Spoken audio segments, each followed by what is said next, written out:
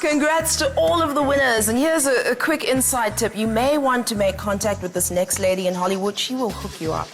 Janine Eser is the ex-wife of Hollywood director Gavin Hood, who's also South African, and won an Oscar for Tsotsi, and has since gone on to direct such Hollywood blockbusters as X-Men Wolverine. Now, she started a new company in LA, and her aim is to make South African stories very popular in Hollywood. We're back in the filmmaking capital of the world to meet with a woman who, for the past 2 decades, has been instrumental in developing some of the biggest success stories in international cinema.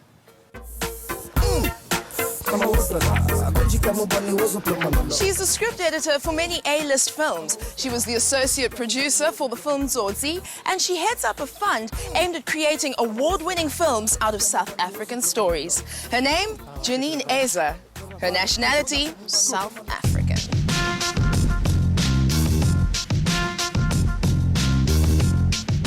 Janine, what a fantastic home. In the middle of LA as well. How long have you been here?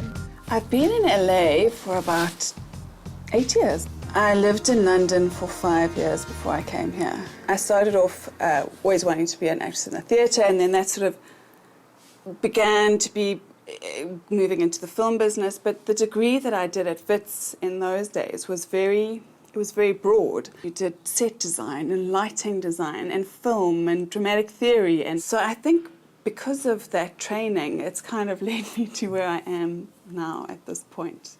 It was only when I actually got to London and I started working as a reader for British Screen, that I started seeing how this process could work and what it really meant.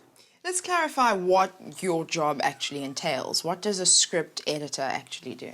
When you do what I do, the first thing anyone will say to you is, you know, I had a really good idea for this movie that you should make.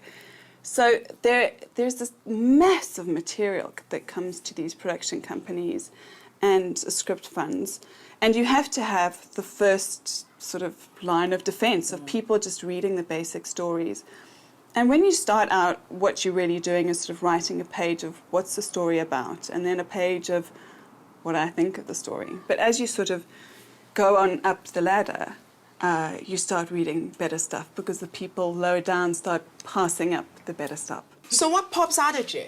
It's not that it necessarily has to be perfectly skilled and perfectly written, but that there has to be something about the story that feels original, that it feels like you want to turn the next page and see what happens. I asked you a question. Don't try to win here because you want some kind of forgiveness.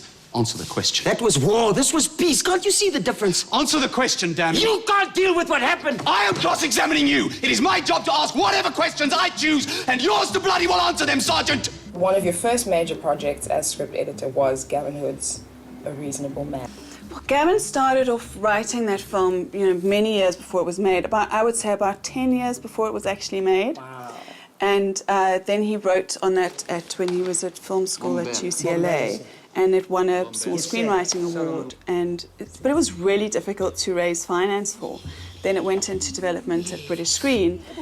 And I think really what happened during that process is that the story just became much more crystallized. And it essentially became a story from his point of view. That is ridiculous. I beg your pardon? I said that is ridiculous, my lord. It was one of my first encounters with seeing how a screenplay can start off as A and go through this thing and just get richer and more complex. Ja, dit is so iets vandag. And then the glitz and glam of Tsotsi. It's based on Ethel Fugard's novel, and that novel is set in the 50s. It was one of those times where everything just went click.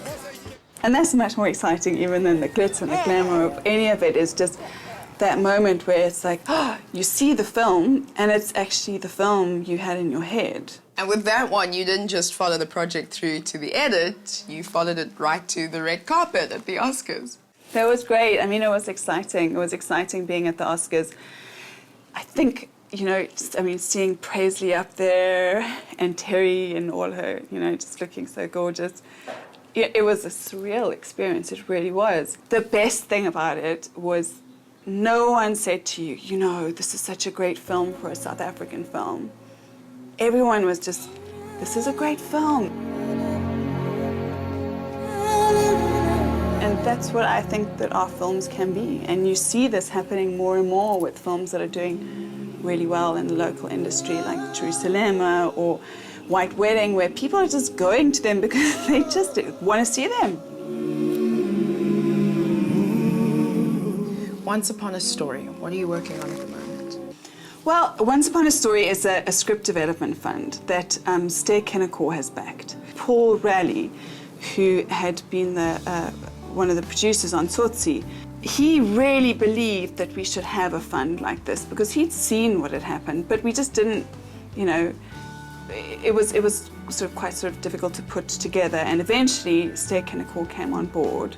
One of the most amazing things that you learn the longer that you do this is how hard people work, how hard they work, and that in the end these projects that look like they're so easy have been, you know, 5 years of sitting there looking at the computer screen, you know, banging your head against it and thinking, I'm never going to get this right. There's absolutely no stopping this dynamic woman. From Tsotsi to Tinseltown, Janine Eser is keeping it all South African style.